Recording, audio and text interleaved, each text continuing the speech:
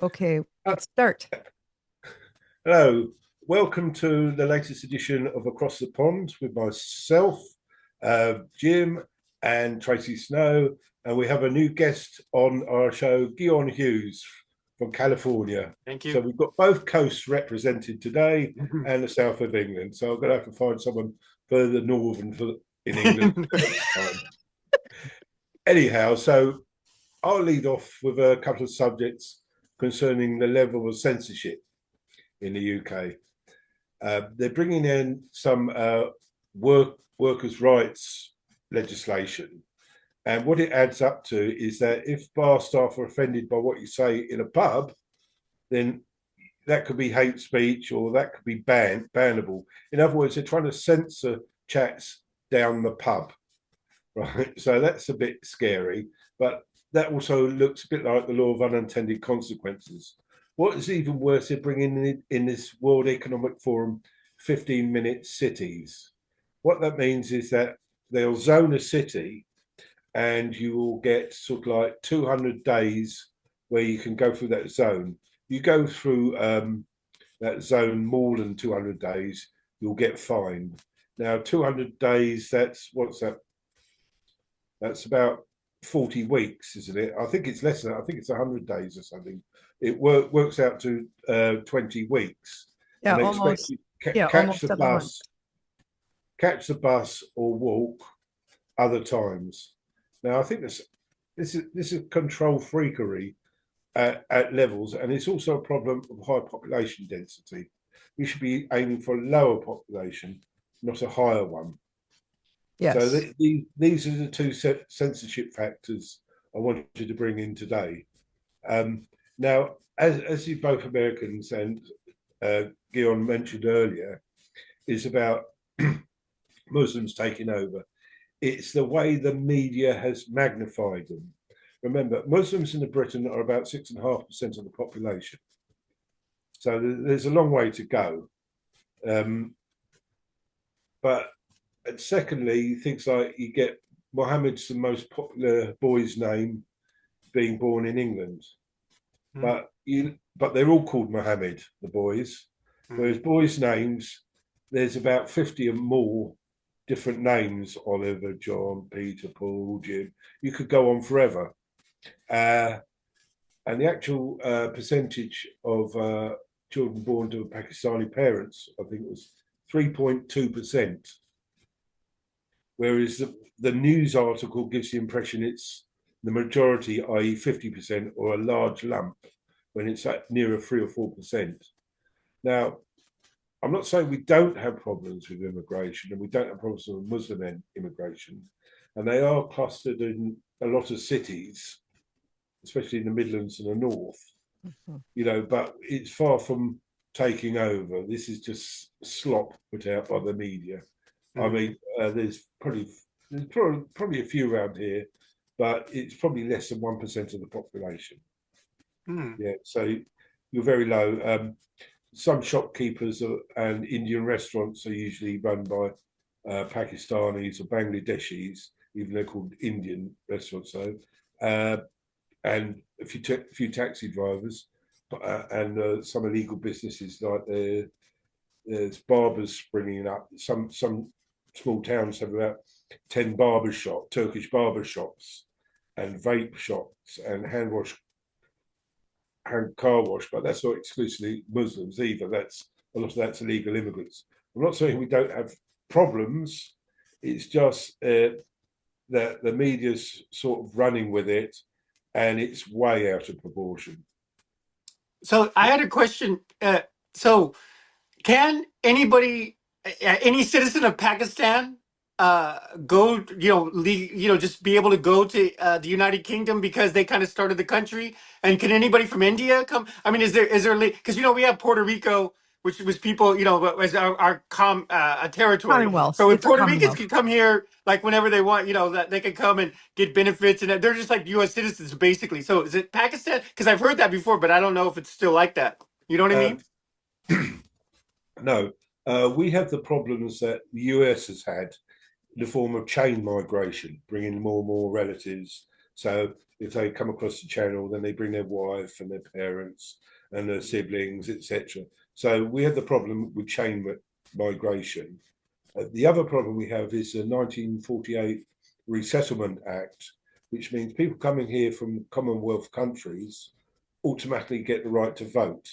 So it's straight up importing voters. So you see why the left likes it. Yeah. I mean, one of the problems I have with the Conservatives is complaints about immigration. This should be the top one. They should be most vocal about it. Because if this was the left and they're all right wing, they'd be screaming it from the rooftops. Yeah, but that's something I follow James Wood. He's from your area, Los Angeles, and he says the problem is that the Republicans treat politics like a football game, and Democrats treat politics like a holy war. And that's the difference. And that's a prime example of it, in my view, that the right is, I wouldn't say as motivated, it is a lot more motivated these days since Trump arrived, but it lacks focus a lot of the time. And this is probably prime examples of it. Yeah, the censorship thing, I've seen a lot on that, which I don't know, it could be exaggerated, but I mean, there's a big saying, it's kind of a joke, but they're saying, they made the English give up their guns, and now they're going to jail for like Facebook posts or any little simple thing, And they even had a video of a woman, which I thought was extreme, and it looked legit. It could have been staged or AI, who knows? But is a woman was in front of some kind of, I don't know, was it an abortion clinic or something that she didn't like for religious reasons, right? As a Christian, and she was just standing there, and the police came up, the English police came up, and they go, "Are you praying?" And she says, yeah, I'm praying silently in my head for everybody or whatever. And they said, well, that breaks a court order. You can't pray in front of abortion clinics. They arrested her for that. And people are like, yeah, I mean, I don't know if you ever seen that or if it's real or not, but people have the impression that because the English have been disarmed mostly or whatever, most citizens, that they really are, they could do anything, they could just take you to jail for anything, saying the wrong things, putting something on Facebook. I mean, which is probably exaggerated, but I'm curious what your opinion is on that. It is. Take the abortion clinic. They're banning protests outside abortion clinics. What they're worried about is people with pictures of abortions when some stressed women who might be raped going to an abortion clinic and they're shouting at her, "Don't murder your child" or something. I think that's too. There is reason for that law, but the problem is, like similar in the US, they're only enforcing the law selectively, and they're going over the top with your example. Yes, that's real. I saw it praying, which is classed as protesting outside of an abortion clinic within a certain range.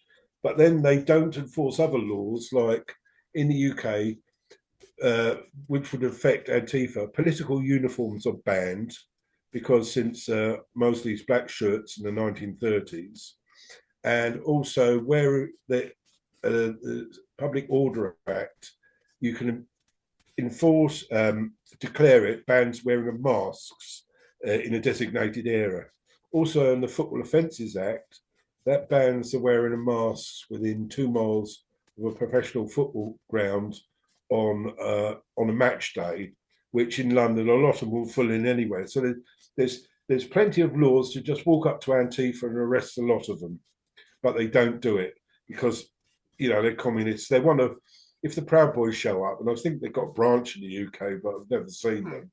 If the Proud Boys showed up, they'd soon be banned. But it's all one-sided. They have these laws here, and they have them for the reason. But depending who's doing the protests and that, it's selectively enforced. Like the police will wear soft vests when policing Muslim thing that, but get the far right out there, i.e. normal people don't want the 500 men moving in next to their children's schools, military-aged men, then they're wearing the old stab-proof vests, etc., helmet, shields, so they're trying to, whether there is trouble or not, they're trying to present the image that we don't need to dress up for these people are calm and nice and well-behaved, which isn't often the case. And we need to come up like riot squad for these people because they're controversial. For the same reason they have the counter protests. When did they become a thing? You can counter protest in the same city, different area, different time of the day. You don't need to be in somebody's face like that. Do you? I mean, if I went to a football match and I said to a copper, do you mind if I stand the other side of the road from opposing supporters and hurl abuse at them for a couple of hours? They wouldn't be having any of it because they don't want the hassle at the very least. Mm-hmm. So that says me that the coppers aren't the ones making the decisions. Those decisions are coming from higher up. So, yeah, so you have to be careful how you interpret them. If you assume that the establishment's corrupt, which it is, it all begins to make sense. They're using public institutions like police, whatever, for political motives, which they shouldn't. Like all those FBI agents taking a knee to Black Lives Matter. Apparently, Kash Patel's sacked them all now, but it's the same sort of thing. You shouldn't be wearing political colours if you're representing a public service, ambulance, fire services, or anything like that. All right. Yeah, I don't want to take you. Go ahead. I don't want to take I have more questions, but go ahead, Traci. Yeah, go on. Ask me another one. Yeah, go on, Guion. Because you're a little bit. I didn't want to take your time. Well, I'm just really curious because I mean there is a certain impression. I mean, and they do videos. They're saying that they had a video of men. They actually were African, but they were Muslim, and they were going around telling women, you can't dress like that. You don't need, not even just like the thing, but like they're wearing a short skirt or something, going out, in a nightlife in London. This is London, right? Slut shaming. So, They're slut shaming. They're slut shaming. Yeah, or just telling them straight, like don't wear that. You can't wear that around. And then they're calling themselves Muslim Patrol. This is a Islam Patrol. They were saying, and one woman even said, "Hey, this is Great Britain. You can't tell me, that this isn't your country." And the guy said, "This is not so Great Britain." And he's like, and I'm like, well, this. I mean, it's the same thing we get here. Is we're like, if people come over here and say they hate America. Then why stay? I mean, why not just go back to, if you have, I mean, you were born in a place where you agree with that stuff. Why go to another place to try, and so that's happening here. I think, and I don't know how much is exaggerated or anything, but I see that, where people are coming and trying to push their beliefs, especially it seems like the Muslim thing a lot, pushing that, not even just, not telling them to wear the hedge thing, but just like, oh, you're dressed too slutty, or you're dressed too short skirt, or you can't be, you can't be, or like a couple kissing in public. Oh no, they're like patrolling. It showed a video of that. So I don't know if that's really real, or do you have any information on that? Yeah, there's a little bit. It's far worse in France, though. Oh yeah. Right. But I've seen those Sharia patrols in East London. I think the police have had a word with them to tone it down. And if there's an incident and the police show up, they will have no legal standing whatsoever. That's the thing people don't understand with Sharia law. The only legal imposition of Sharia law will be the final thing when they've taken over. Before that, Sharia laws between it's voluntary things, sort of like a Sharia court.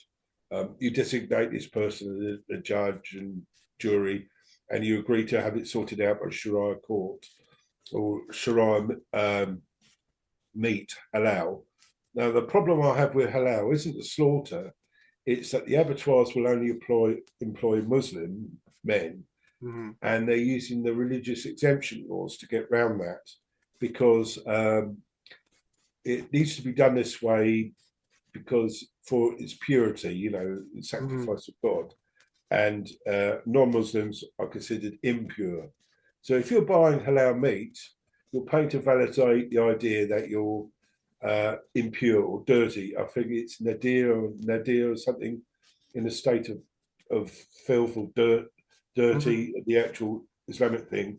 You're paying to validate that if you're buying halal food. Now, with that, I don't need arguments about animal welfare. Is it cruel? Yeah, it probably is, and so is kosher. But the thing is, you get the Muslim activists go around restaurants and say, if you sell halal meat, then you'll get Muslim customers, but you won't lose non-Muslim customers. Now, that's not true either, but that's how they spread in some areas. But when people cotton on, it reduces a bit. But Sharia law is sort of like their version of constitution, where you might have a law because it's final now where free speech, right to own guns. But when you meet with another American, you automatically assume free speech, and you can state your opinions, and vice versa. So that constitutional attitude exists in the people. Well, you don't have to be watched by police to make sure everyone has their speech because you already know that. Mhm. Same with Sharia law, but it's without the authorities to back it up as yet. So the biggest problem is they hunger for conquest. All right. I've met ex-Muslims, and they're the most interesting people to talk to if you're going to talk to any, because they Mhm. know inside out. All right. Anyway, is there anything else? Uh, for Pardon me. myself, I do definitely want to chime in on a few points. For one, halal meat, when it's the interesting in the United States, at the slaughterhouses, I will give the Muslims credit for one thing is that uh, slaughterhouses in the United States, they operate on two different levels. They have the commercial and those with religious exemptions. And halal meat, when they slaughter beef, for example, the processing plant has to slow down the pace in order for the rules of to have this meat considered halal. So workers that work at these slaughterhouses enjoy those days where they are processing halal meat because it is required to do it a certain way and it's done a lot more slower. So a lot of these workplace problems that takes place when you work in a slaughterhouse, like carpal tunnel and fatigue, it doesn't happen as often as during during when the slaughterhouse is being run at a normal pace. It's a very quick pace environment, and people do get injured. So a lot of and since a lot of the people working at slaughterhouses tend to be the new immigrants coming or illegals coming into the country, that's something to be said. So because nobody wants to work in a slaughterhouse anymore. Since it's become more corporate, the meat packing industry used to be union run, and because corporations were like, well, I have to think about my bottom line, so I'm going to move to Nebraska or Colorado and hire illegals. And once in a while, I will catch an article, like for example, in Gunnison, Colorado, where they have a large illegal population just moved in there, and it has completely stunned the local populace because it's mostly a quiet rural uh, location.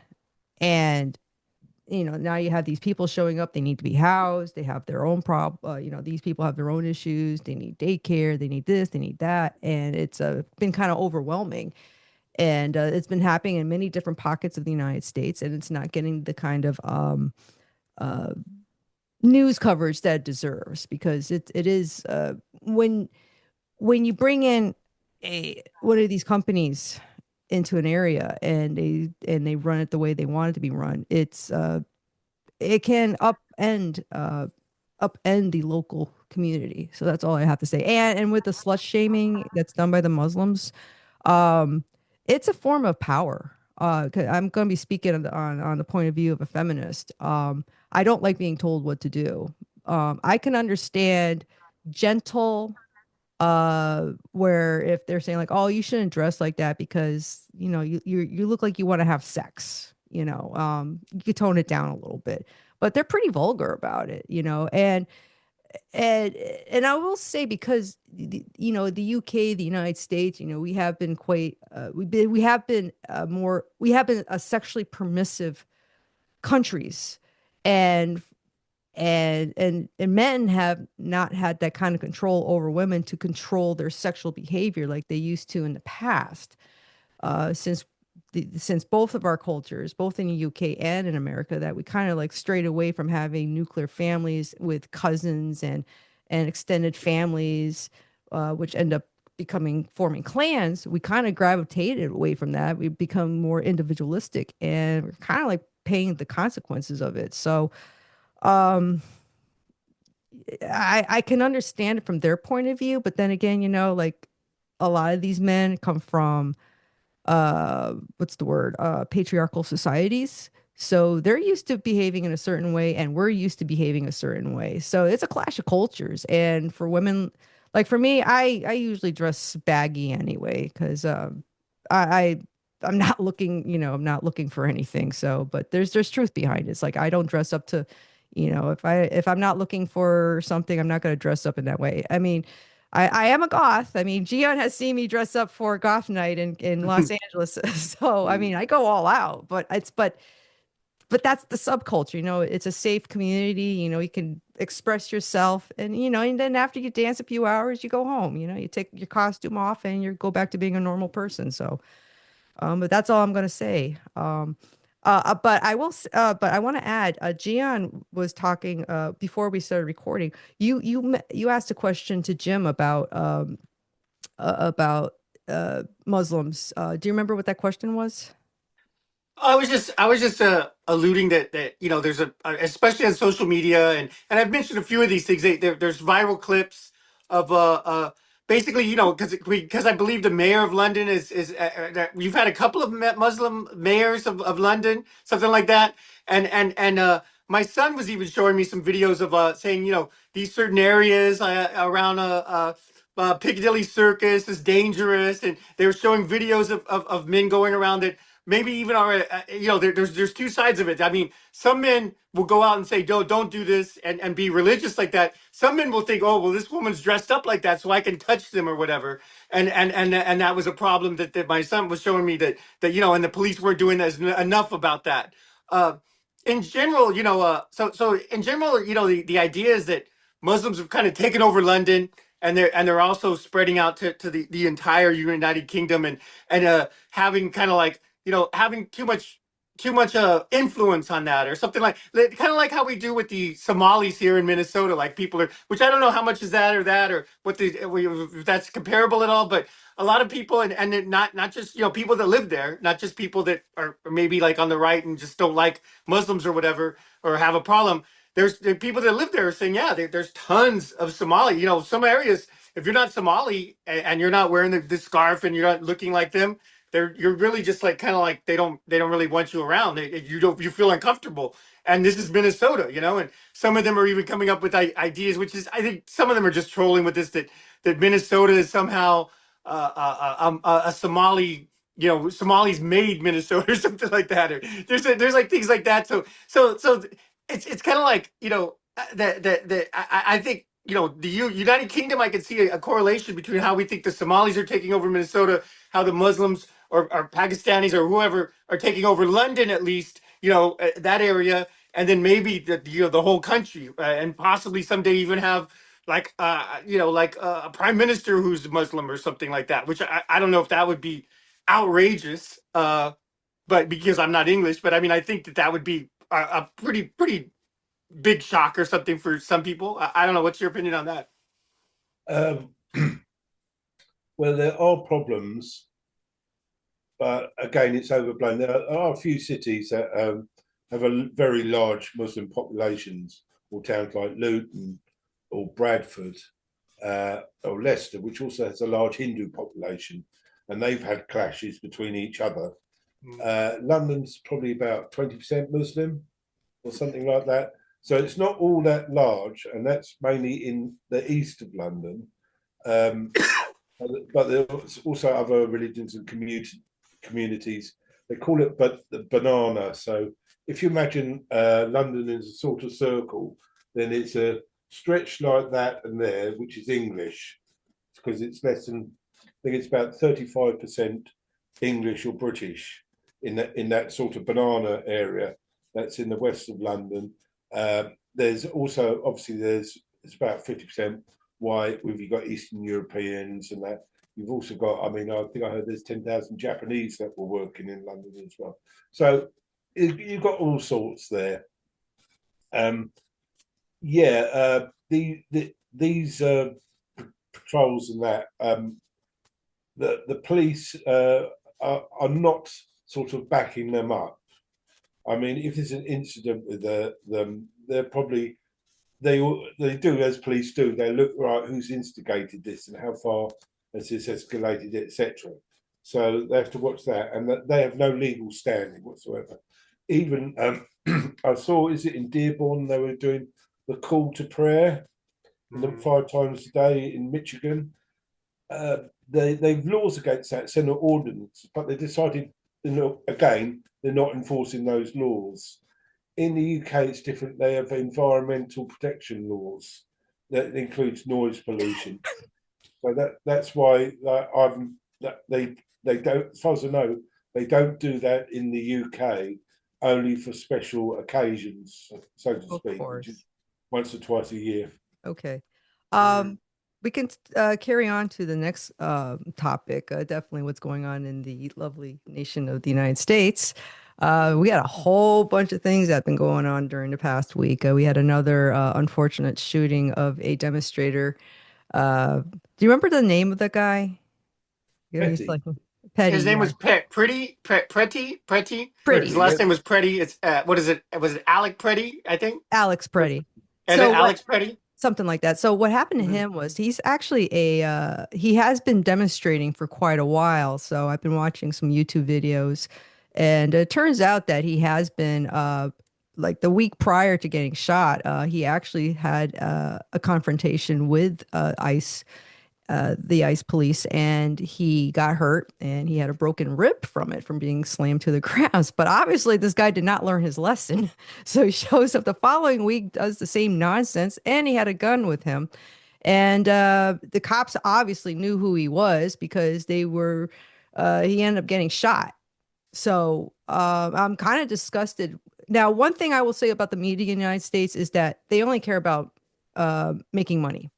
And that's why they hyped up this whole thing along a little bit of collusion along with the government. Because if you take a look, Minnesota is not a very large, it's a large state, but the population is not as large as many people think. Now the Minneapolis and St. Paul being the capital of Minnesota, if I'm not mistaken. They're considered the Twin Cities. Now, I've been there. I lived there for a month, and I will testify that I love Minnesota. The people there tend to give people second chances and third chances and fourth chances. It's part of their nature, mainly because they were the groups of people that ended up migrating there from Europe.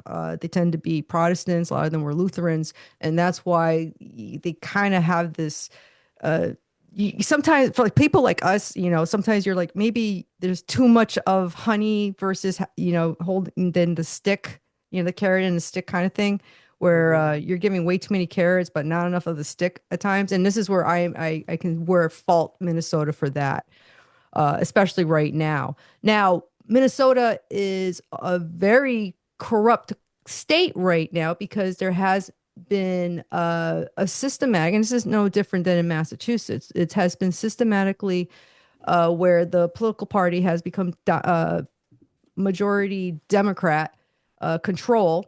And unfortunately, business, government, uh, educational institutions, nonprofits have all like started working together. One, to get government money. It's all about money when it comes down to it, including the media. And two, they're part of they all work together to have a certain narrative go on to benefit themselves. That's all what it is. I mean, I could say that as a person who's not involved in any political party. I am not a Democrat. I am affiliated with the Republican Party right now in my state, but that's because I'm only in it because for gun rights, and certain, and the holding on to the Constitution. But um, but going back into Minneapolis with what happened to that nerd that got shot, I'm going to call him a nerd. He's a spud. I mean, do you remember the band Devo? They always called these plastic people spuds, Yeah. because they don't think outside the box. Hmm. And when I watch the footage, I swear to God, I'm like, I feel like I'm watching a cult.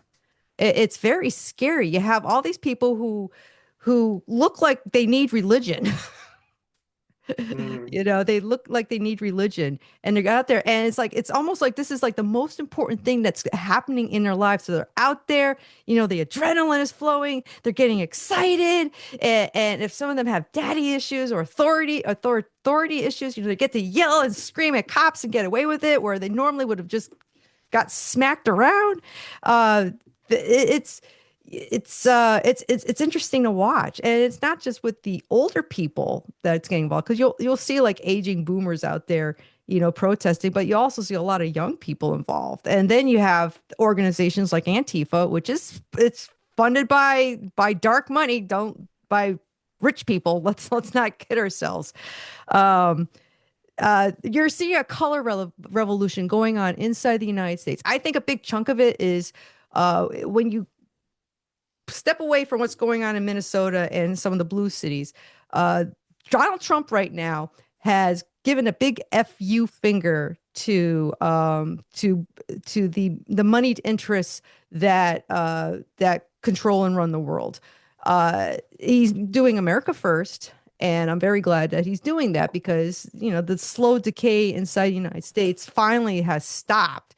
And I don't want the United States to become just a playground for the rich. It's what was happening. Um, I know Trump has been at the attended Davos, and he attended a few other things. And plus, we have seen a few weeks ago how he has like kind of like drove down the fist of the narco empire. The people tend to forget that in London, you can launder your money in these banks there. London itself has a special 1 square mile area that is exclusively like a banking area. A lot of people don't know this.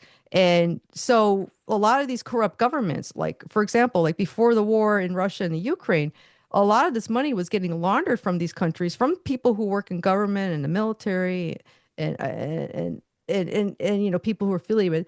They would bring the money, park it in these the special banking system inside London, park it there for 5 years, and after 5 years, it's all of a sudden clean. And I mean, I read articles about it, and I'm like, my jaw dropped. And what a lot of them have done like 10, 15 years ago, they would bring the money to the United States and buy real estate property like Miami. So if you go to outside of Miami, you'll notice there's a whole bunch of Russians and Ukrainians living there. Or they'll buy property like in Switzerland or London. They'll buy like one of those expensive mansions like on Kensington, that famous street called Kensington, where it's like super expensive mansions that nobody lives in. That's what they do. That's what they do. And Donald Trump has basically have smashed the fist on what's going on in Venezuela, because they're not only like selling drugs, but they're also doing sex trafficking, real slavery, and God knows what else, the other illegal things that they've been doing, money laundering, loan sharking. But Donald Trump has, I don't want to say Donald Trump, but the people under Trump, we all in agreement that we want this to stop, because this kind of money is funding what's going on right now in Minneapolis, because when you look at it, it looks like it's being mob controlled. Because once you start cutting off the welfare benefits, you start cutting off all these programs that's funded by federal tax dollars, and this money is printed. This is not money not just getting extracted from taxes right now. All this money is being printed, which is ballooning our debt, and this is why silver and gold prices are going up, because our money is losing value. I mean, this is something I saw when I was in Europe, when I went to when I went to the university in Poznan University years ago. I watched inflation going blah, blah, blah, blah, blah, blah. And that's what's going on in the United States. It's inflation. It's creeping inflation. That's why everything is so expensive right now, and it's basically getting control back of the money supply, so that things don't get too crazy. And I think that's what's going on right now. But whatever's going on in Minneapolis, who cares? I mean, like, if you want to fight a losing cause, you know, like, go ahead and die for it. I don't care. Yeah, I did read that the ICE were after 20,000 illegals in Minneapolis, and so far they've made 10,000 arrests. So from that point on, there's going to be the law of diminishing returns. You know, they're not all in big lumps in certain places where you can go in and get a load. It becomes harder. So to say that trumpets that are scaling it down. That would probably happen anyway. So, and then because even if the next week or so scale it down, they get 1,000 or 2,000 at these 8,000 people they're looking for. They can probably do that over scale down over the next three years or something. So it seems to be going Trump's way, even though I'm seeing the BBC, which is far left, saying, "Oh well, Trump's backing down." No. That the guy in charge of immigration, Human, his name was, or something. He said Tom Holman. Tom Holman. Yeah, he's taking over. They're getting the what is it, Bozeman? He was the commander there for that, and now they're relieving him after this last shooting, and they're putting in Tom Holman, which is the border czar. Which I don't know. I guess the other guy's in charge of the border patrol, and then the other guy's border czar. I'm not sure what the difference is, but Tom Holman's more of a political guy, I think, than the other guy was more of a on the ground, kind of guy it looked like, Yeah. Well, I get that. Yeah, there's been some interesting developments too. I've heard a rumor that a lot of the protests are being coordinated as far up as the lieutenant governor of Minnesota. Thanks for watching, and yes, you're brave if you listen to all of this. I'm sorry. No, I'm talking about all of us.